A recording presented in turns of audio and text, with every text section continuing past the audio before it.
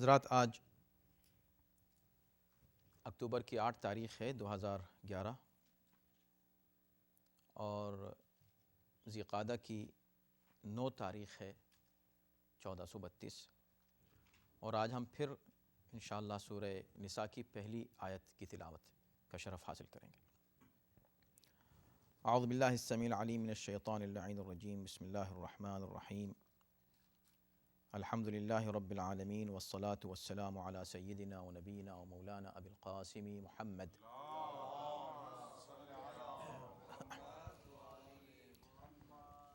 وآلہ الطیبین الطاہرین المعصومین ولعنۃ اللہ علی اعدائہم اجمعین من الآن الی یوم الدین۔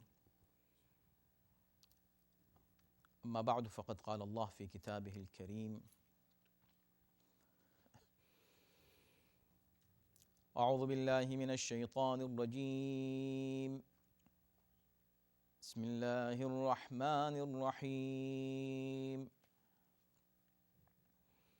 یا ایہا الناس اتقوا ربکم الذی خلقکم من نفس واحدۃ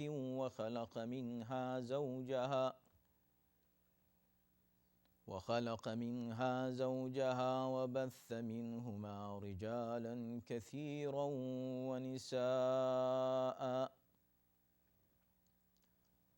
واتقوا الله الذي تساءلون به والأرحام إن الله كان عليكم رقيبا، صدق اللہ العلی العظیم۔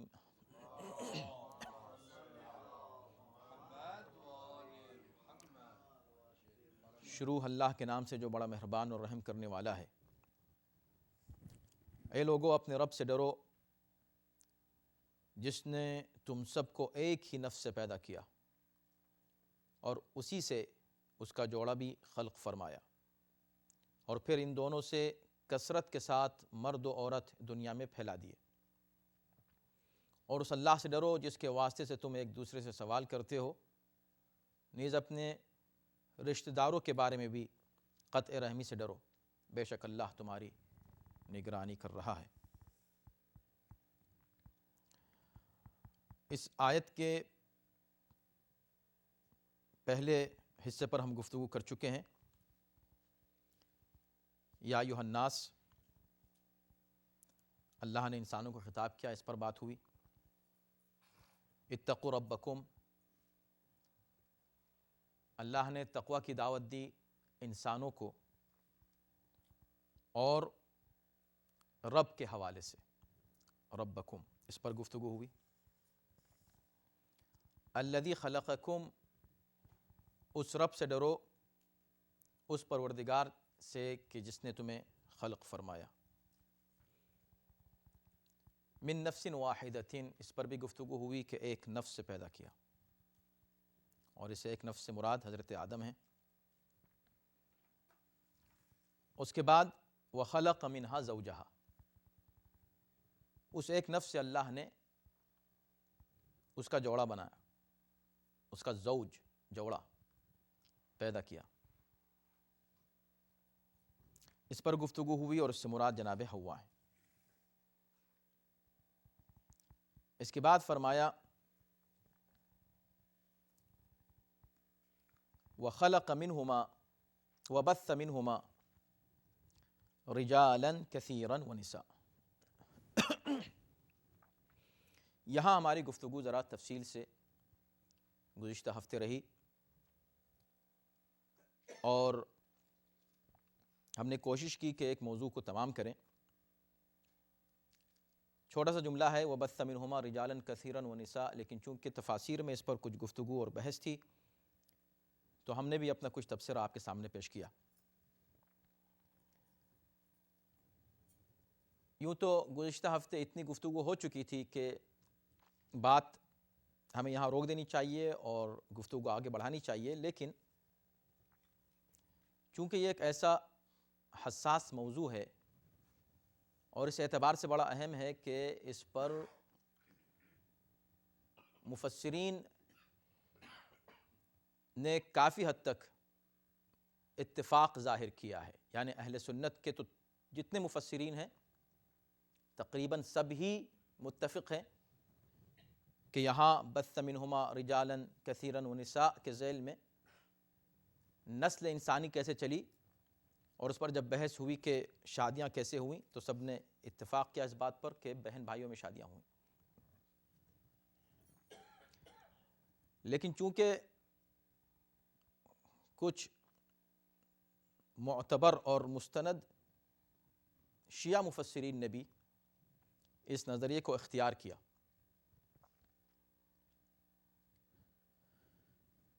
اور ہم نے جب اپنا مطالعہ اور تحقیق آپ کے سامنے پیش کی تو آپ کو اندازہ ہوا کہ بہرکیف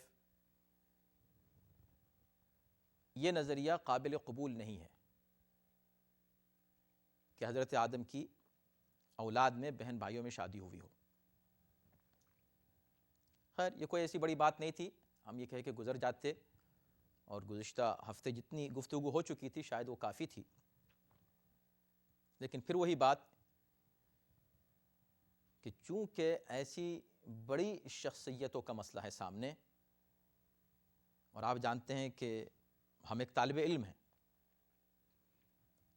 اور بڑے مفسرین کے کسی گویا نظریے کو یا ان کی تحقیق کو رد کرنا یہ کوئی آسان کام نہیں ہے۔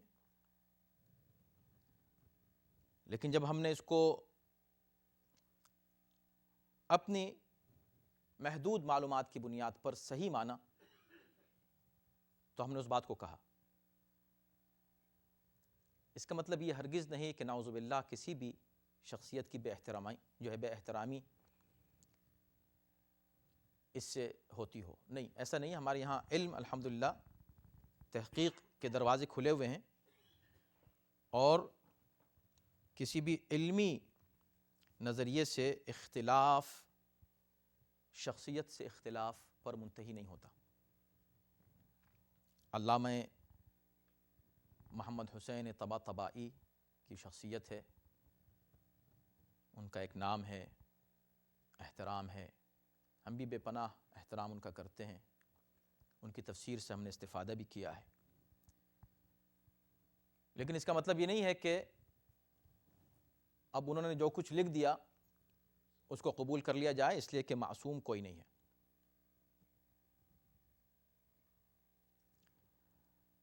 اس کے بعد اور بھی جو بڑی شخصیتیں ہیں اور مفسرین ہیں، خاص طور پہ دور حاضر کے مفسرین میں نے عرض کیا آپ کی خدمت میں کہ علامہ طباطبائی کی تائید میں پرزور الفاظ میں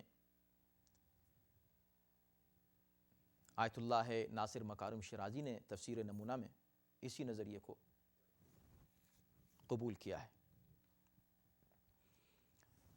اس کے بعد دیگر بھی علماء اور محققین ہیں جنہوں نے اس نظریے کو تسلیم کیا ہے۔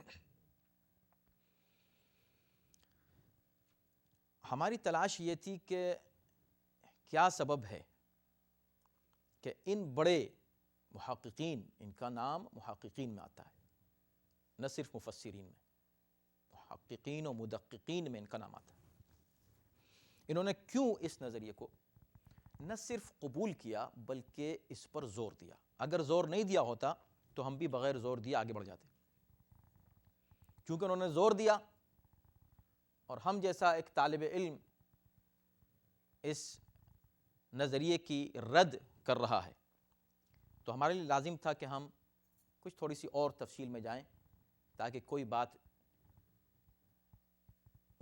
گنجلک نہ رہ جائے، امبیگویٹی ختم ہو جائے، اور جتنا ہو سکے ہم ان مسائل کو واضح کر دیں آپ کے سامنے۔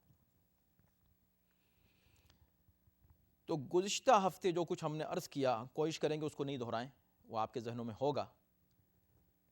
آج ہم یہ چاہتے ہیں کہ چونکہ بار بار ہم نے علامہ طباطبائی کا نام لیا، ان کی دلیلیں آپ کے سامنے آ جائیں کہ کیا ہیں، تاکہ آپ کو دونوں رخ معلوم ہو جائیں۔ گزشتہ ہفتے ہم نے عرض کیا تھا کہ ان کی پہلی اور بنیادی دلیل، جس دلیل کو باقی دیگر محققین نے قبول کیا، وہ لفظ منہما ہے. وَبَثَّ مِنْهُمَا رِجَالًا، اللہ نے پھر ان دونوں سے بہت سے مرد اور عورت دنیا میں پھیلا دیے، ان دونوں سے. تو وہ کہتے ہیں کہ اگر اس میں کوئی اور، کوئی حور، کوئی جن، کوئی اور جنس شامل ہوتی تو اللہ کہتا منہما و من غیرہما. اس کی چونکہ اس پر ہم گفتگو کر چکے ہیں اس سے پہلے، اس کو دہرانا نہیں ہے، صرف اتنا عرض کر دینا ہے کہ یہاں من جو ہے منہما، ان دونوں سے یعنی نسل کی ابتدا کہاں سے ہوئی اس کی طرف اشارہ کیا جا رہا ہے. اور عموماً یہی طریقہ ہے کہ جب نسل اور شجرہ بیان کیا جاتا ہے تو جد اعلیٰ کا نام لیا جاتا ہے. تو یہ دلیل کہ من غیرہما، ان دونوں سے کہا، یہ نہیں کہا کہ ان دونوں سے اور دوسروں سے. بھئی دوسروں سے کہنے کی ضرورت کیا، ان دونوں سے، بات ختم ہو گئی. اگر یہی دلیل ہے تو دوسری جگہ جو ہم اس سے پہلے عرض کر چکے ہیں کہ یا بنی آدم جب کہا اللہ نے تو کیوں یا بنی آدم اور بنی حوا نہیں کہا؟ اگر صرف بنی آدم کہیں اور اس سے آپ یہ دلیل لائیں کہ چونکہ بنی آدم کہا ہے لہٰذا حوا کی اولاد نہیں ہیں، اگر حوا کی اولاد ہوتے تو بنی آدم و بنی حوا کہتے، یہ کوئی دلیل نہیں ہے. آغاز کا ذکر ہو رہا ہے، جد اعلیٰ کا ذکر ہوتا ہے، آدم اور حوا کی سب اولادیں ہیں. اب بہویں کہاں سے آئیں، ان کی اولادوں کی بیویاں کہاں سے آئیں، اس کا ذکر نہیں ہوتا، نہیں تو اس کی کوئی حد نہیں ہے پھر بیان کرنے کی. تو شجرے میں بیان کرنے کا طریقہ یہی ہے، لہٰذا ہم نے کہا کہ یہ ایک صورت ہے. بہرکیف اس پر چونکہ گفتگو ہو چکی ہے گزشتہ ہفتے، لہٰذا ہم اس پر زیادہ وقت نہیں دیں گے. یہ ایک ان کی دلیل ہے، لفظ سے انہوں نے لیا منہما، ان دونوں سے چونکہ پھیلایا لہٰذا بیچ میں کوئی اور نہیں آنا چاہیے. ٹھیک ہے، اس کی وضاحت مزید سامنے بھی آئے گی بعد کی گفتگو میں. آج دوسری ان کی دلیل، 5 ان کی دلیلیں ہیں، یعنی ان کی جو گفتگو ہے، پورا جو ان کا آرٹیکل ہے اس کے اوپر، اس کا خلاصہ کیا جائے تو 5 مین پوائنٹس ہیں ان کے. تو ایک پوائنٹ یہ تھا. دوسرا پوائنٹ یہ ہے کہ وہ یہ کہتے ہیں کہ بہن بھائی کی شادی کا معاملہ حکم تشریعی ہے، تکوینی نہیں ہے. تشریعی کا مطلب یہ ہے کہ اللہ کا حکم ہے، شریعت ہے، اور شریعتیں بدلتی رہی ہیں. کوئی ایک چیز کسی ایک شریعت میں جائز رہی اور بعد کی شریعت میں وہ چیز حرام ہو گئی، یا حرام تھی اور حلال ہو گئی. یہ وقت کی بات ہے اور شریعت کی بات ہے. دین نہیں بدلتا، شریعت بدلتی ہے. یہ ان کا پوائنٹ ہے. ہم کہتے ہیں کہ صحیح ہے کہ یہ حکم تشریعی ہے، شادی بیاہ کا معاملہ حکم تشریعی ہے، لیکن کسی ایسی شے کا حکم دینا جو ہے ہی نہیں، یہ تشریعی نہیں ہو سکتا. جب وجود ہی نہیں ہے کسی اور کا تو وہاں حرام و حلال کا مسئلہ ہی نہیں ہے. حرام و حلال وہاں ہے جب آپ کے پاس 2 چوائس ہیں، ایک چوائس ہے لینے کی، ایک چوائس ہے چھوڑنے کی، تو وہاں کہا جائے گا کہ یہ حرام ہے اور یہ حلال ہے. وہاں چوائس ہی نہیں ہے تو حرام و حلال کہاں؟ تو تشریع یہاں کہاں سے آ گئی؟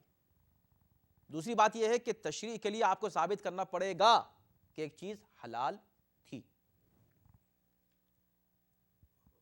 حلال تھی ثابت کرنا پڑے گا. صرف اس لیے کہ چونکہ اگر مان لیا جائے کہ اولاد آدم میں سے کسی ایک جوڑے نے بہن بھائی بن کر نکاح کر لیا، بہن بھائیوں میں آپس میں نکاح کر کے شادی کر لی گویا، اور ان سے اولادیں ہو گئیں، صرف ان کے اس شادی کرنے سے آپ نے کیسے کہہ دیا کہ وہ حلال تھا ان کے لیے؟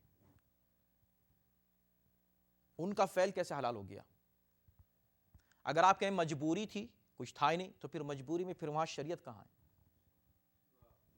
مجبوری میں بھی شریعت وہاں آتی ہے، اس کی ہم مثال دے چکے ہیں. مجبوری میں شریعت کا حکم وہاں ہوتا ہے جہاں مکلف کی مجبوری ہو، یعنی جو شخص عمل انجام دے رہا ہے اس کی مجبوری ہو، تخلیق میں مجبوری نہ ہو۔ اگر کہیں پر حلال غذا دنیا میں رہ نہیں گئی، موجود ہی نہیں ہے، حلال ہے ہی نہیں، اور ایک ہی غذا ہے اور وہ حرام ہے، اب اس کا کھا لینا ہماری مجبوری نہیں ہے، یعنی ہم نہیں کہیں گے ہم نے مجبوراً کھایا، نہیں، ہم کو کھانا ہی تھا، وہ اس کے علاوہ کچھ تھا ہی نہیں، اب اس کو کوئی حرام نہیں کہہ سکتا، اس لیے کہ ہم نے کھا لیا، ہمارے پاس اس کے علاوہ کوئی چوائس نہیں تھی۔ ہاں، حلال موجود ہے اور ہماری دسترس سے باہر ہے، کسی وجہ سے ہم اس تک نہیں پہنچ سکے، اب ہماری مجبوری آ گئی کہ حلال ہوتے ہوئے بھی ہم کو یہ حرام کھانا پڑ رہا ہے۔ پوائنٹ یہاں ہے کہ حلال کا نہ ہونا ہماری مجبوری نہیں ہے، یہ مجبوری اس کی ہے جس نے حلال پیدا نہیں کیا، یہ آپ اس کی مجبوری بیان کر رہے ہیں جس نے حلال بنایا ہی نہیں، جب بنایا نہیں حلال تو ایک ہی چیز رہ گئی، اب چوائس ہی نہیں ہے۔ ہم یہ کہتے ہیں کہ آپ جو کہہ رہے ہیں کہ یہ تکوینی نہیں ہے مسئلہ، تکوین یعنی تخلیق، ہم کہتے ہیں اس کا تعلق تکوین سے ہے، وہ پروردگار جو نسل شروع کر رہا ہے، انسان کی نسل، اور تخلیق بھی اس مخلوق کی جو اشرف المخلوقات ہے اور جس میں انبیاء اور اولیاء اور مؤمنین آنے والے ہیں،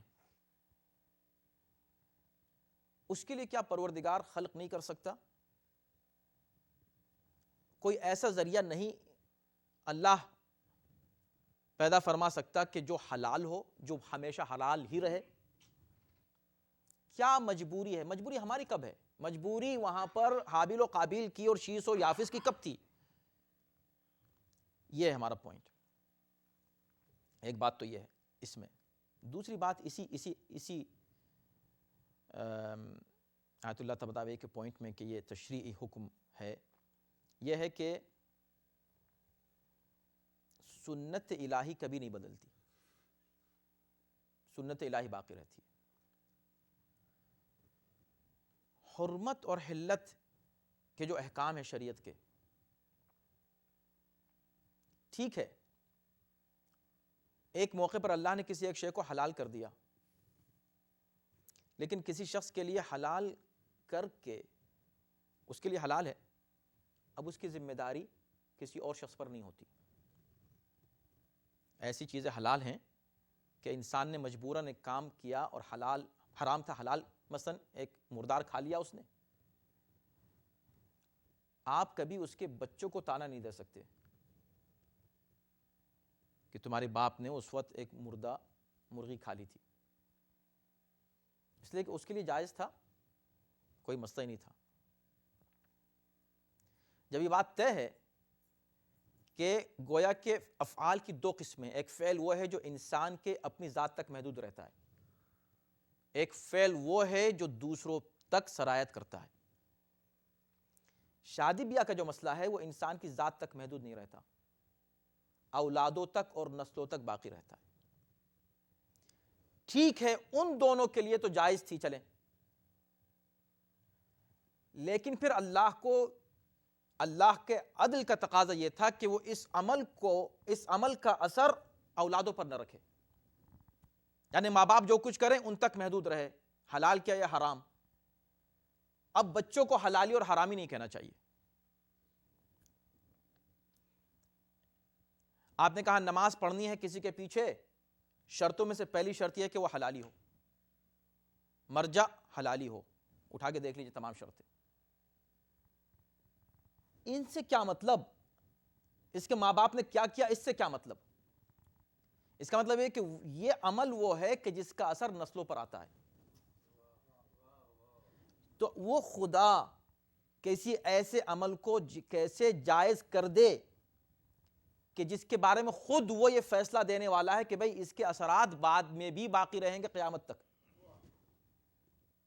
اللہ خود کہنے والا ہے آگے جا کر، خدا بعد ہی میں کہے گا، کوئی بات نہیں، مگر یہ کہے گا کہ دیکھو اس عمل کے اثرات، اگر بہن بھائی شادی کرتے ہیں تو یہ حرام ہے، اور نہ صرف یہ حرام ہے فعل، بلکہ اس سے جو اولاد پیدا ہوگی وہ بھی جائز نہیں ہے۔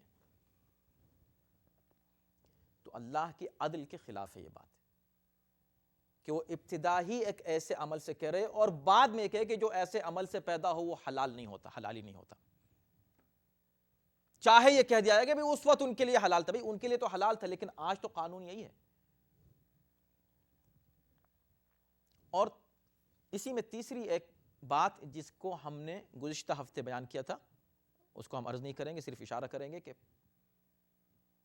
نہ صرف اللہ ایسا کوئی عمل انجام نہیں دیتا خود، چونکہ یہ اللہ کا عمل ہے، اللہ کوئی ایسا عمل انجام نہیں دیتا جو بعد میں اس کو کہے کہ نہیں یہ صحیح نہیں ہے۔ اور اس کی دلیل ہم نے دی تھی لاسٹ ویک کہ پیغمبر اسلام صلی اللہ علیہ وسلم 40 سال تک انہوں نے زندگی گزاری اس جاہل معاشرے میں، کافر و مشرک معاشرے میں، اور کوئی عمل ایسا انجام نہیں دیا کہ جس کو بعد میں آ کے نہ صرف انہوں نے حرام بلکہ مکروہ ہی کہا ہو۔ یعنی کوئی عمل آپ نہیں دکھا سکتے کہ آج یہ کہہ رہے ہیں کہ جائز نہیں ہے اور اس سے پہلے وہ کر چکے ہوں۔ تو جب پیغمبر ایسا نہیں کر سکتے تو خدا ایسا کوئی کام کیسے کر سکتا ہے کہ پہلے تو وہ کر دے، بعد میں کہنے بھی یہ کام صحیح نہیں ہے۔ تیسرا پوائنٹ جو ہے آیت اللہ طباطبائی کا، وہ یہ کہتے ہیں کہ یہ فطرت کے منافی نہیں ہے۔ اوریجنلی یہ ان لوگوں کی رد کر رہے ہیں جو لوگ اس بات کے قائل ہیں کہ بہن بھائیوں میں شادی نہیں ہو سکتی۔ وہ یہ کہہ رہے ہیں کہ ایسے لوگ یہ کہتے ہیں کہ یہ فطرت کے خلاف ہے، وہ کہہ رہے ہیں نہیں، فطرت کے خلاف نہیں ہے، فطرت اس کو قبول کرتی ہے، فطرت اس سے اختلاف نہیں کرتی کہ بہن اور بھائی آپس میں اس طرح کے تعلقات قائم کر لیں۔ ظاہر سی بات ہے کہ اس کے بہت سے جوابات ہیں، اور ایک جواب ہم اس سے پہلے دے چکے ہیں، اور وہ یہ ہے کہ اس کا طے کرنا کہ کیا چیز فطرت کے مطابق ہے کیا نہیں ہے، یہ بھی خدا ہی طے کرتا ہے اور وہی فطرت میں رکھتا ہے۔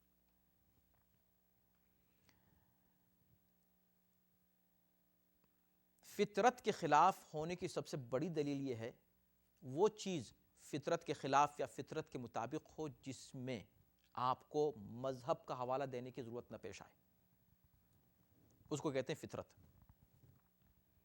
آپ کو کہنے کی ضرورت نہیں کہ اسلام یہ کہہ رہا ہے، کرسچینٹی میں یہ ہے، بائبل میں یہ ہے، قرآن میں یہ ہے، بلکہ انسان ہیومن نیچر انسٹنکٹ اس کو قبول کرے یا اس کو رد کرے، اس کو کہتے ہیں فطرت۔ آج پوری دنیا میں کیا یہ مذہب کا قانون ہے کہ بہن بھائیوں میں شادی نہیں ہو سکتی؟ کسی مذہب نے ایک بات کہی ہے؟ اس وجہ سے لوگ نہیں کرتے یا نہیں کرتے، چاہے ان کا تعلق کسی مذہب سے ہو یا مذہب سے نہیں ہو، نہیں کرتے۔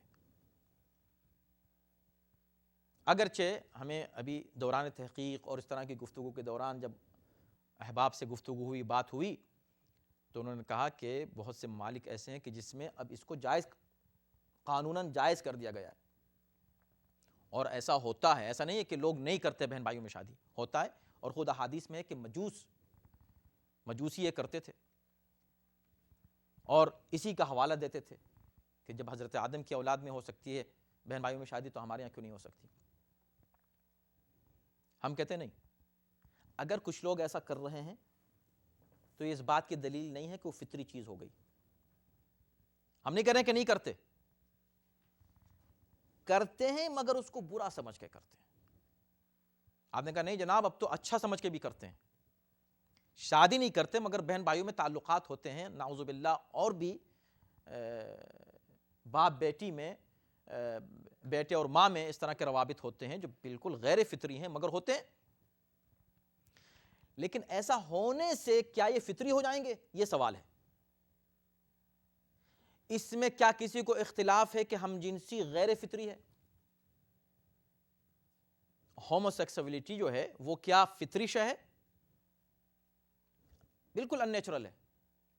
تو کیا کسی ملک کا یا کسی اسٹیٹ کا اس کو لیگل اسٹیٹس دینا اس بات کی دلیل ہے کہ وہ فطری ہے؟ تو جس طرح کرنے والے یہ کام انجام دے دیتے ہیں جبکہ فطرت کے خلاف ہے، ایسے ہی کرنے والے یہ کام بھی انجام دے دیتے ہیں حالانکہ فطرت کے خلاف ہے. کسی کے کرنے کا مطلب یہ نہیں ہے کہ فطری ہو گیا. گناہ تو گناہ ہے، برائی تو برائی ہے. گناہ نہ صحیح چلیں، گناہ کا لفظ جو ہے نا وہ مذہبی لفظ ہے. میں کہتا ہوں برائی ہے، یہ قبح عقلی ہے، عقلاً قبیح ہے. فطری طور پر یہ چیز مکروہ ہے. اس کو کوئی انسان قبول نہیں کرتا تو یہ کیسے کہہ دیا کہ یہ فطرت کے خلاف نہیں ہے؟ کس حساب سے فطرت کے خلاف نہیں ہے؟ پھر فطرت کہتے کس چیز کو ہیں؟ فطرت کے خلاف کا مطلب یہ ہے کہ اگر مذہب بھی منع نہ کرے تب بھی انسان اس کی طرف مائل نہ ہو، یہ ہے فطرت. اور انسان اس کی طرف مائل نہیں ہوتا.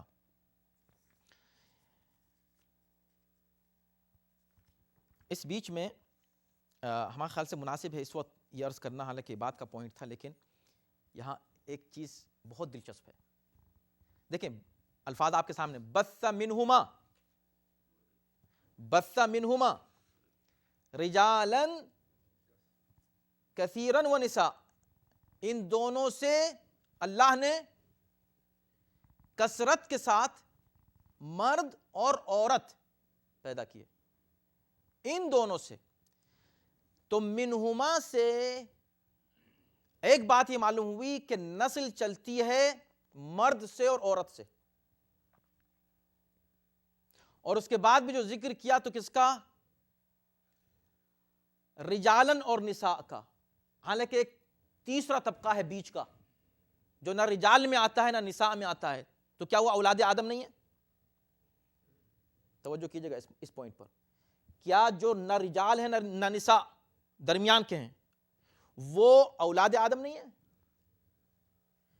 پھر ان کا ذکر کیوں نہیں کیا یہاں؟ یہ وہی سوال ہوا کہ منہما و من غیرہما کیوں نہیں کہا؟ ابھی ایک چیز جنرل بات کہہ دی گئی، اس لیے نہیں کیا کہ جو نہیں ہیں وہ باہر کے فطری طور پر اور تخلیق کی بنیاد پر وہ مائل ہوتے ہیں یا رجال کی طرف یا نساء کی طرف، یعنی کہ وہ ان دونوں میں سے کسی ایک کیٹیگری میں آتے ہیں ہلکے ہی بنیاد پر صحیح،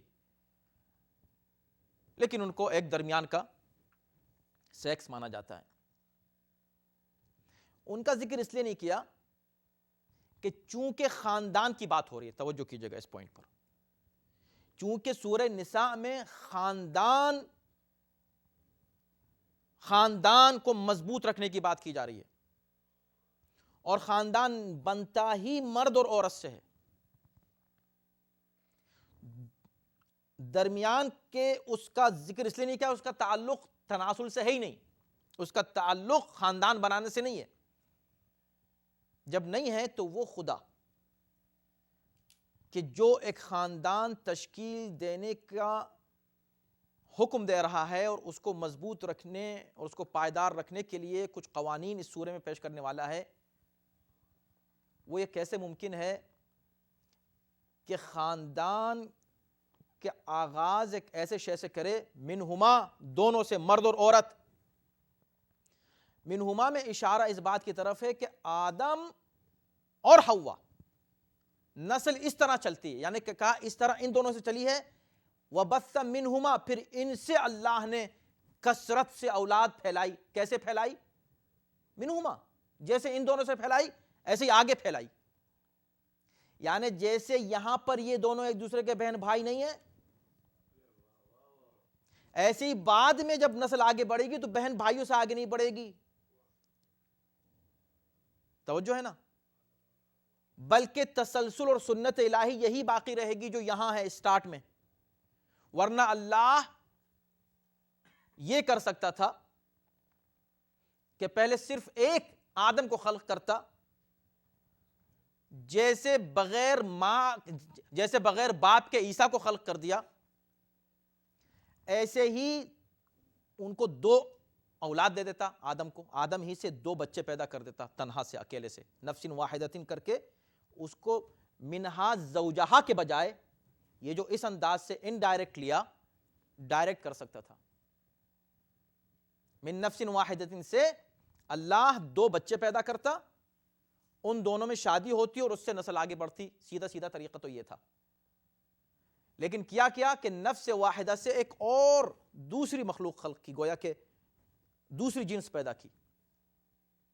جنس وہی پیدا کی لیکن دوسرے گویا کے سیکس پیدا کیا اور اس سے پھر اس سے اولاد پیدا کی. یعنی ایک سنت دی, ایک طریقہ دیا, ایک انداز دیا, یہ بتایا کہ اللہ تخلیق کیسے کرتا ہے. ایک نفس سے دو بہن بھائی پیدا کر کے اس سے آگے نہیں بڑھایا, اس سے اس کی زوجہ پیدا کی, زوجہ سے اولاد, اولاد سے کیسے آگے بڑھا, تو اس کو اسی سے دیکھ لو کہ پہلے کیسے آگے بڑھا, ایسے ہی آگے بڑھے گا. تو فطرت کے ہم کہتے ہیں کہ خلاف ہے یہ ایسا ہونا, منافی ہے فطرت کے, اور بالکل سمپل ہے یہ بات, اس کو رد نہیں کیا جا سکتا. چوتھا ان کا پوائنٹ ہے, جلدی سے ہم عرض کریں, وقت ختم ہو رہا ہے, کہ وہ یہ کہتے ہیں کہ اس پر فجور کا انطباق نہیں ہوتا. یعنی آج یہ بات اس لیے بری لگتی ہے لوگوں کو کہ چونکہ یہ ایک چیز, ایک گندی چیز ہو گئی ہے, کیسے بہن بھائی شادی کر لیں گے, برا لگتا ہے. یہ برا آج لگتا ہے اس لیے کہ آج یہ فجور میں شامل ہے, پہلے یہ فجور میں نہیں تھا. فجور یعنی گناہ, گناہ تھا ہی نہیں, برائی تھی ہی نہیں, اب برائی ہو گئی ہے معاشرے میں. پھر وہی بات آئے گی کہ ایسی کون سی برائی ہو گئی ہے کہ ہر معاشرہ اس کو برا سمجھنے لگا ہے, یہ کیسی ایسی برائی اچانک ہو گئی, ہر برائی کرتے ہیں معاشرے کے افراد. یہی ایک ایسی برائی ہو گئی کہ دنیا کے ہر انسان, ہر طبقے کا انسان, ہر ملک کا انسان, ہر مذہب کا انسان اس کو برائی سمجھنے لگا اور فجور ہو گیا. بات یہ کہ فجور پھر وہی ہے کہ جس کو فطرت اور عقل برائی سمجھے تو وہ فجور ہے, وہ فسق و فجور ہے, وہ برائی ہے. تو آپ کیسے کہہ رہے ہیں کہ یہ تو برائی نہیں ہے, یہ تو کوئی فجور نہیں ہے. بنیادی طور پہ فجور اس لیے ہو گیا کہ شریعت نے منع کر دیا, فجور اس لیے ہو گیا کہ چونکہ معاشرہ اس کو منع کر رہا ہے. ایسا نہیں ہے, بنیادی طور پر یہ فجور ہے. یعنی حسن و قبح عقلی کی بنا پر اسے ہمیشہ فجور مانا جائے گا. پانچویں دلیل ان کی یہ ہے کہ روایات میں تعارض ہے, روایات میں اختلاف ہے. ایک روایت کچھ کہتی ہے, ایک روایت کچھ کہتی ہے. ایک روایت میں یہ ہے کہ بہن بھائیوں میں شادی ہوئی, دوسری روایت معصوم ہی سے یہ ہے کہ نہیں ہوئی.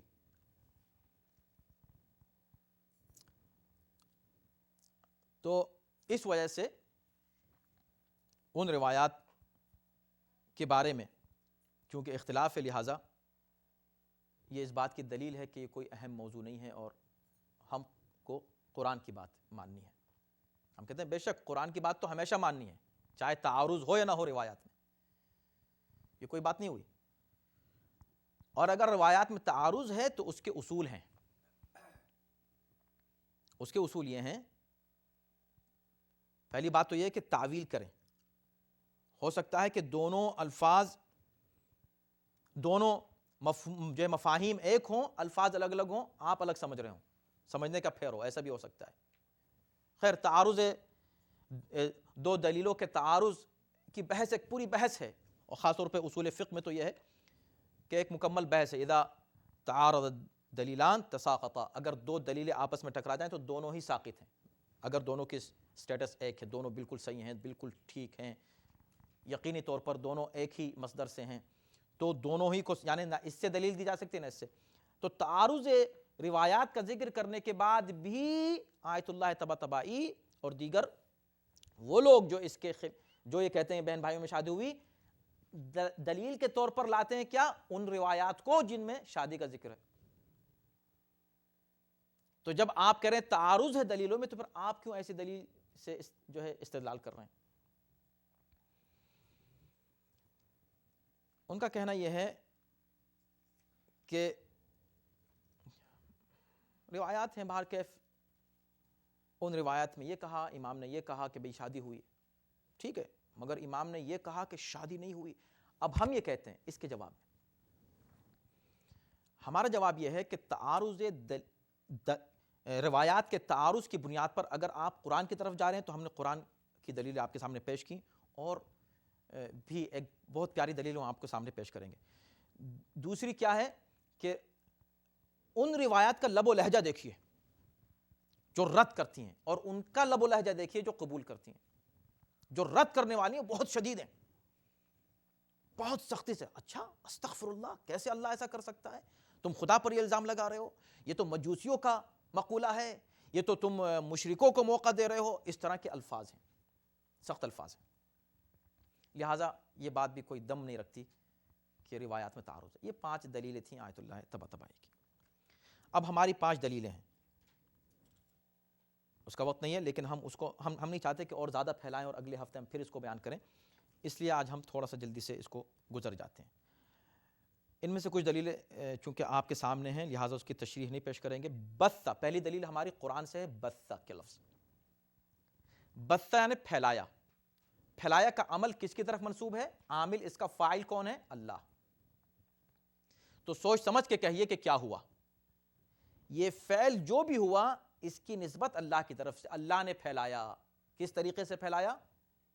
اگر آپ سمجھتے ہیں کہ نعوذ باللہ اللہ مجبور تھا حرام طریقے سے پھیلانے پر، تو پھر یہ آپ کا نظریہ ہو سکتا ہے، لیکن جب ہم یہ سمجھتے ہیں اللہ نے پھیلایا تو اللہ کسی قیمت پر بھی ہم نہیں سمجھتے کہ وہ ہمارا عقیدہ نہیں ہے کہ وہ کسی ایسے عمل سے شروع کرے گا کہ جس کو بعد میں خود کہے کہ نہیں اب میں نے جو اس وقت کیا تھا صحیح نہیں تھا، اب یہ ہے یہ صحیح ہے، نعوذ باللہ۔ دوسری ہماری دلیل ہے ربوبیت، یعنی بثا ہے ایک لفظ، دوسرا اسی قرآن سے ربکم۔ ربوبیت کی صفت بیان کی گئی ہے، یعنی بث منہما، یہ نسل کا پھیلانا اللہ کی ربوبیت کا ایک حصہ ہے۔ رب وہ ہے جو مربوب کو کسی لمحے اپنے حال پر نہ چھوڑے بلکہ ہمیشہ اس کی ضرورتیں پوری کرتا رہے، اس کو رب کہتے ہیں۔ اس سے بڑی ضرورت اور کیا ہوگی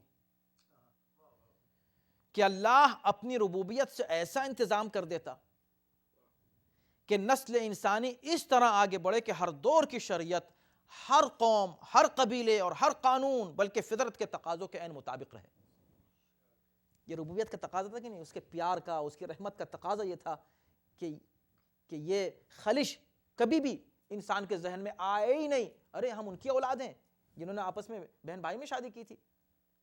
یہ ربوبیت تو نہیں ہے، ربوبیت کا تقاضا یہ تھا کہ نہیں، اللہ اس پیار کو باقی رکھتا، ربوبیت یہ۔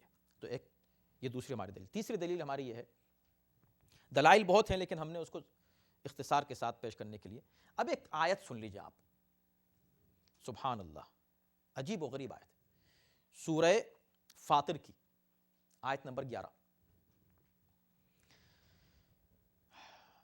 واللہ خلقکم من تراب، اس میں 5 مرحلے انسان کی تخلیق کے پیش کیے گئے ہیں، کریشن آف مین کے 5 ہیومن کریشن کے 5 سٹیجز ہیں۔ نمبر 1، واللہ خلقکم من تراب، اللہ نے تم سب کو مٹی سے پیدا کیا، یعنی آپ کو اور ہم کو، ہم جو بیٹھے ہوئے ہیں نا، ہم کو اللہ نے خلقکم من تراب، مٹی سے پیدا کیا۔ آپ مٹی سے پیدا ہوئے؟ آپ تو مٹی سے پیدا نہیں ہوئے، مگر خدا کہہ رہے نہیں ہم نے پیدا کیا۔ کیسے پیدا کیا؟ دیکھیں یہ تسلسل ہے۔ جب کہا تم کو پیدا کیا کا مطلب کیا ہے؟ اسٹارٹ تمہارا تراب سے ہے۔ پھر کیا ہے؟ دوسرا مرحلہ کیا ہے؟ ثم من نطفۃ، پھر نطفے سے پیدا کیا۔ تو پہلے مرحلے میں خلقکم من تراب میں آدم اور حوا آ گئے، یعنی آدم و حوا کو خلق کیا ڈائریکٹ مٹی سے، براہ راست دونوں کو مٹی سے پیدا کیا۔ مٹی سے ان دونوں کو پیدا کرنے کے بعد اب دوسرا مرحلہ ہے صلب اور رحم کا، یعنی ان دونوں کا آپس میں ملنا جس کے نتیجے میں پھر نسل آگے بڑھے، ٹھیک ہے نا، یہ دوسرا مرحلہ تھا۔ تو پہلے تو ڈائریکٹ کریشن، توجہ کیجیے گا اس آیت پر، عجیب آیت ہے۔ پہلے ڈائریکٹ کریشن مٹی سے براہ راست، ثم من نطفۃ، پھر نطفہ۔ ایک لفظ نطفے میں اس پورے پروسیس کا ذکر ہو گیا جو آج انسانی تخلیق کا ایک ذریعہ ہے، یعنی صلب اور رحم، باپ اور ماں جب دونوں ملتے ہیں نطفہ ہوتا ہے، نطفے سے اولاد ہوتی ہے، یہی تو ہے نا، ثم من نطفۃ۔ بلاغت قرآن دیکھیں۔ اب تیسرا دیکھیے، ثم جعلکم ازواجا، پھر اللہ نے تم کو ازواج بنایا۔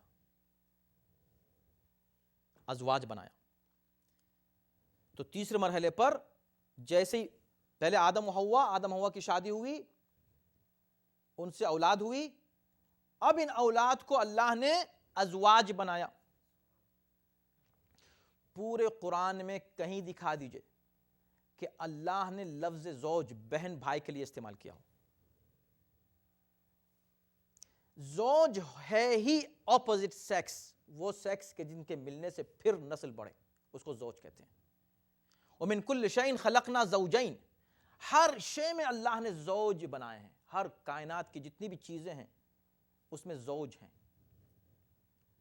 لیکن بہن بھائی زوج کبھی نہیں ہیں۔ تو تیسرے مرحلے پر اللہ یہ کہہ رہا ہے کہ پہلے مٹی سے پیدا کیا، پھر تمہارے ماں باپ سے اولاد ہوئی، پھر ان اولاد کے لیے اللہ نے پھر ان اولاد کو ازواج بنایا۔ اس کا مطلب یہ کہ ان اولاد کے لیے ایسا لفظ زوج اس کا اطلاق ہونا چاہیے۔ اگر آپ یہ کہیں کہ ہاں ٹھیک ہے وہ دونوں زوج ہو گئے تھے، بہن بھائی زوج ہو گئے تھے، کیا پریشانی ہے، تو ہم کہیں گے پھر ہم سے نہیں کہنا چاہیے، یہ خطاب آج ہم سے کیا جا رہا ہے۔ تسلسل باقی ہے، یعنی کہ وہی پروسیس رہے گا آج بھی۔ ازواج اللہ بنائے گا، وما تحمل من انثى ولا تضع الا بعلمه۔ چوتھا مرحلہ یہ ہے کہ پھر یہ جو ازواج ہیں، اب فورتھ ازواج ہیں، ان سے پھر بطن مادر میں لڑکا ہو یا لڑکی، ہر ایک کا اللہ کو علم ہے۔ اس کا مطلب یہ ہوا کہ آدم اور ہوا، پھر ان کی اولاد، پھر ان کی اولاد میں اب جو تسلسل باقی رہے گا وہ ہمیشہ ایک رہے گا، چینج نہیں ہوگا، سب ازواج رہیں گے، ازواج سے پھر اولادیں پھیلتی چلی جائیں گی۔ اس کے لیے ضروری ہے کہ اللہ کوئی ایسا انتظام کرے کہ نسل انسانی باقی رہے۔ اب سنیے پانچواں مرحلہ کیا ہے، وَمَا يُعَمَّرُ مِن مُعَمَّرٍ وَلَا يُنْقَصُ مِنْ عُمُرِهِ إِلَّا فِي کتاب، اور کوئی بھی شخص کسی کی عمر کم نہیں ہوتی، زیادہ نہیں ہوتی، الا یہ کہ وہ کتاب مبین میں یعنی لوح محفوظ میں وہ سب لکھا ہوا ہے، ہر ایک کی عمر۔ آخر میں جہاں آیت تمام ہوتی ہے وہ ہے دلچسپ، إِنَّ ذَلِكَ عَلَى اللَّهِ يَسِيرٌ۔ یہ جتنے مرحلے بیان کیے گئے یہ سب اللہ کے لیے بہت آسان ہیں۔ تو زوج قرار دینا، کیا آج آپ لفظ زوج بہن اور بھائی کے لیے استعمال کر سکتے ہیں کہ زوج ہیں ایک دوسرے کے، اور ایسے زوج ہیں کہ جن سے پھر نسل آگے بڑھے؟ یہ چیز آج بھی چلنی چاہیے، آج کی بات ہو رہی ہے، آج کی اس وقت کی بات ہو رہی ہے۔ آپ نے کہا اس وقت تھا تو اس وقت بھی تو ہے، جو اس وقت تھا وہ آج باقی رہنا چاہیے، اسی کو کہتے ہیں سنت الہی تبدیل نہیں ہوتی۔ چوتھی دلیل ہماری سن لی جلدی سے، ان مثل عیسی عند اللہ کمثل آدم خلقہ من تراب ثم قال له کن فیکون۔ آپ کو ہم کہتے ہیں کیا پریشانی، کس پہ بحث کی ضرورت کیا ہے، سو سمپل، اللہ نے آدم کو خلق کیا، انہی سے حوا کو بنا دیا۔ وہ خدا یہ کہہ رہا ہے کہ ہماری نظر میں عیسیٰ کی مثال آدم کی طرح ہے، جیسے آدم کو بغیر باپ کے پیدا کیا تھا مٹی سے، ایسے ہی ہم نے عیسیٰ کو پیدا کر دیا بغیر باپ کے، تمہیں کیا پریشانی ہے؟ یعنی اگر تم کسی چیز کو نہ مانو، معجزہ تو مان لو۔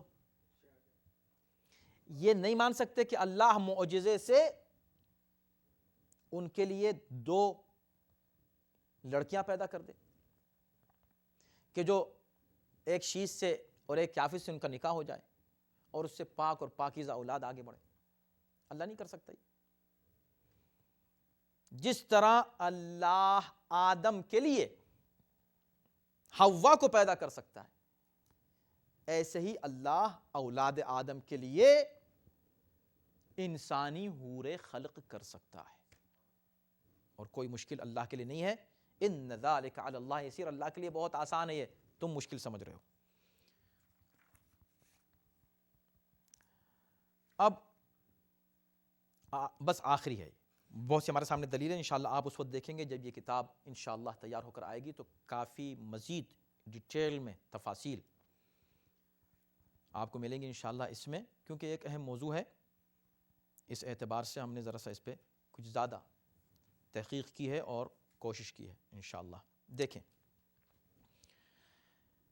خلاصہ گفتگو کیا ہے؟ وہی خلاصہ جو لاسٹ ٹائم نے پیش کیا تھا، وہ یہ ہے کہ ہماری تحقیق یہ ہے اور ہم اس نتیجے پہ پہنچے ہیں اپنی طرف سے نہیں، بلکہ قرآن پر غور کر کے، احادیث پر توجہ کر کے، اور عقل اور تاریخ پر نگاہ ڈال کر، کہ کیا ہوا کیا اصل میں؟ ہوا یہ کہ اللہ نے آدم کو پیدا کیا، اس سے جناب حوا کو خلق کیا اس نفس سے، پھر ان دونوں سے اللہ نے اولادیں پیدا کی، ان میں سب صاحب اولاد نہیں ہوئے، جناب شیس اور یافس کے لیے تو یقیناً ہے کہ دونوں صاحب اولاد تھے، مخصوصاً جناب شیس، حضرت شیس جو وسیع بھی تھے، اور انہی سے پھر نسل انسانی آگے بڑھی، اور جناب نوح جو آدم ثانی کہلاتے ہیں، وہ جناب شیس ہی کی اولاد میں ہیں، لہٰذا اکثریت اس دنیا میں انسانوں کی جناب شیس کی اولاد ہے۔ جناب شیس کی اولاد آگے کیسے بڑھی؟ انہوں نے اپنی بہن سے شادی نہیں کی، استغفر اللہ، ہرگز نہیں، وہ نبی تھے، پیغمبر تھے، پیغمبر کی اولاد تھے، پیغمبر کے جد تھے، بلکہ ان کے لیے اللہ نے انسانی حور بھیجی، اور یہ حوروں کا ذکر بھیجنے کا موجود ہے روایات میں، جس کو لوگوں نے رد کیا ہے۔ خیر، ایک دلیل ہم مانتے ہیں، وہ یہ کہتے ہیں کہ بھئی حور کی تخلیق اللہ نے ایسی کی ہے کہ اس سے اولاد نہیں ہوتی۔ ابھی ہم معجزے سے ہٹ کے بات کر رہے ہیں، ہم کہتے ہیں بالکل صحیح ہے، ہم مانتے ہیں، لیکن ہم یہ نہیں کہہ رہے ہیں کہ یہ حور جنت کی حور تھی۔ تو وہ کہیں گے پھر آپ نے اس کو حور کیوں کہا؟ تو ہماری دلیل یہ ہے کہ یہ بتائیے کہ آدم کہاں تھے؟ اللہ نے ان کو کہاں پیدا کیا تھا؟ وہ کہاں سے نکالے گئے؟ تو آپ کہیں گے بھئی یہ تو بالکل obvious ہے، جنت سے نکالے گئے۔ اگر جنت سے نکالے گئے تو مجھ کو دو سوالوں کا جواب کوئی بڑے سے بڑا عالم دے دے، بڑے سے بڑا محقق۔ اگر آدم کو جنت سے نکالا گیا تو وہ آیات کہاں ہیں جس میں کہا گیا ہم فیہا خالدون؟ جنت اس جگہ کا نام ہے جہاں سے کسی کو نکالا نہیں جاتا، وہ ہمیشہ رہتا ہے وہاں۔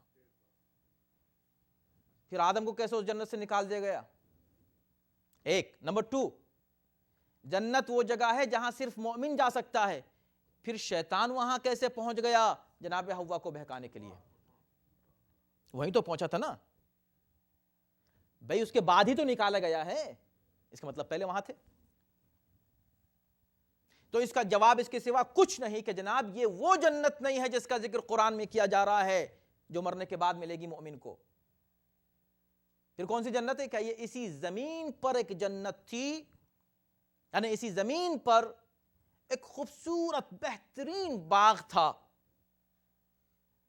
جنت کی صفتیں اس میں پائی جاتی تھیں، جو نعمت جنت میں وہ یہاں تھی، مگر تھی یہ جنت ارضی، جنت ارضی اس کو کہتے ہیں۔ سارے آرام، سارا سکون، سارے گویا کہ جتنی آسائشیں تھیں اور جو نعمتیں تھیں وہ وہی نعمتیں تھیں جو جنت کی تھیں۔ میں نے کہا بس مسئلہ حل ہو گیا۔ جب آپ اس جگہ کو جنت کہہ سکتے ہیں جو زمین پر ہو، صرف اس وجہ سے کہ اس میں صفتیں وہ ہیں جو جنت کی ہیں، تو اللہ کسی ایک پاک عورت کو اپنے ایک بندے کے لیے خلق کر کے اس کو حور کیوں نہیں کہہ سکتا، جبکہ اس میں وہ تمام صفتیں ہیں جو حور کی صفات پائی جاتی ہیں؟ اس کی پاکیزگی، اس کی طہارت، قرآن نے جو اس میں بیان کیا ہے، اس کو کسی نے چھوا نہ ہو، وہ پاکیزہ ہو، جمال کی انتہا پر ہو، وہ تمام صفات اگر اس میں پائی جائیں، اس کو اللہ حور کہہ دے اور ائمہ اس کو حور کہہ دیں، تو آپ کو کیا پریشانی ہے؟ بات تمام ہو گئی تھی، لیکن ایک چیز رہ گئی، اور اتفاق سے کل ہم گفتگو کر رہے تھے، تو بات مسلسل جو ہے نا بعد میں بات پیدا ہوتی ہے، اور تمام کرنے کے لیے ایک سوال آپ کے ذہن میں آ سکتا ہے کسی کے بھی کہ ٹھیک ہے اگر ایسی بات ہے تو اس کا مطلب یہ ہوا کہ بالکل جیسے آدم کے لیے حوا پیدا کی گئی، ایسے ہی ان کے بچوں کے لیے اللہ نے اور عورتیں پیدا کر دیں۔ نتیجہ یہ نکلا۔ ہم نے کہا جی، تو کہا کہ اچھا ٹھیک ہے، تو پھر ان کو حور کیوں کہا؟ اگر حور کہنا تھا تو پہلے حوا کو کہنا چاہیے تھا حور۔ میں نے کہا آپ کا سوال بہت اچھا ہے، مگر سنیے، حوا کو حور کیوں نہیں کہا، ان کو حور کیوں کہا؟ اس لیے کہ ان سب کی مٹی ایک ہے، آدم، حوا اور جو عورتیں بعد میں پیدا کی گئیں ایک ہی مٹی سے. مٹی کہاں کی تھی؟ اس زمین کی. ہاں اس زمین کی، مگر کس جگہ کی؟ کیا اس جگہ کی جہاں یہ رہتے تھے، جنت. اس جنت ارضی کی مٹی تھی. چونکہ جناب حوا رہتی ہی وہاں تھیں، ان کا اوریجن وہاں ہے، ان کا وطن وہ ہے، اس وطن سے ان کو نکالا گیا ہے. وہ آ کے اب دوسرے ملک میں یعنی اس زمین پہ رہ رہی ہیں، اس جنت ارضی سے ہٹ گئی ہیں، لہٰذا اب وہ یہاں رہ رہی ہیں تو ان کو حوالہ دینے کی ضرورت نہیں کہ کہاں کی ہیں. مگر اب اس ملک میں اس جگہ پر باہر کی عورتیں آ رہی ہیں یا نئی عورتیں آ رہی ہیں تو ان کے لیے سوال ہو سکتا ہے بھی عورتیں کہاں کی ہیں، یہ کہاں سے آئی ہیں. تو ان کے لیے کوئی ایسا لفظ استعمال ہونا چاہیے جس سے پتا چلے کہ ان کا اوریجن کیا ہے. تو کہہ دیا گیا حور. کہ بھئی یہ حور ہیں، کیوں؟ کہ اس لیے کہ ان کا اوریجن وہ جنت ہے. تو تم مت سمجھنا کہ ہم نے یہاں کی زمین سے، یہ یہاں کی ایک الگ سی مٹی سے ان کو پیدا کیا ہے. ان کو اسی مٹی سے پیدا کیا جس سے حوا پیدا کی گئی تھیں. لہٰذا حوا کا اوریجن کیا ہے؟ جنت. مگر وہ تو پتہ ہی ہے اس لیے کہ آئی ہی وہاں سے ہیں. مگر ایک نئے کچھ لوگ آ رہے ہیں تو یہ کہاں سے آئے ہیں؟ ان کا سٹیزن شپ کیا ہے؟ کہ جناب یہ اسی جنت کی ہیں. لہٰذا ان کے لفظ حور استعمال کر کے اشارہ کر دیا گیا کہ ان کی پیدائش اسی مٹی سے ہوئی ہے کہ جس مٹی سے حوا کی پیدائش ہوئی. بہر کیف نتیجہ آپ نے سن لیا. پروردگار ہم سب کے علم میں اضافہ فرمائے، معرفت میں اضافہ فرمائے، اور ہمارے علم اور تحقیق کو صحیح ڈائریکشن میں رکھتے ہوئے سچائی اور حقیقت تک پہنچنے کی ہم سب کو صلاحیت کرامت فرمائے. اور یہ سارے مسائل ختم ہو جائیں اور بحث و مباحثے تمام ہو جائیں. اس بات کی دعا کیجئے کہ وہ آ جائے کہ جس سے پوچھ لیں اور سارے مسائل حل ہو جائیں، امام زمانہ کا ظہور ہو جائے اور ہم سب ان کے اعوان و انصار میں داخل شامل ہو جائیں. صلوات بر محمد و آل محمد.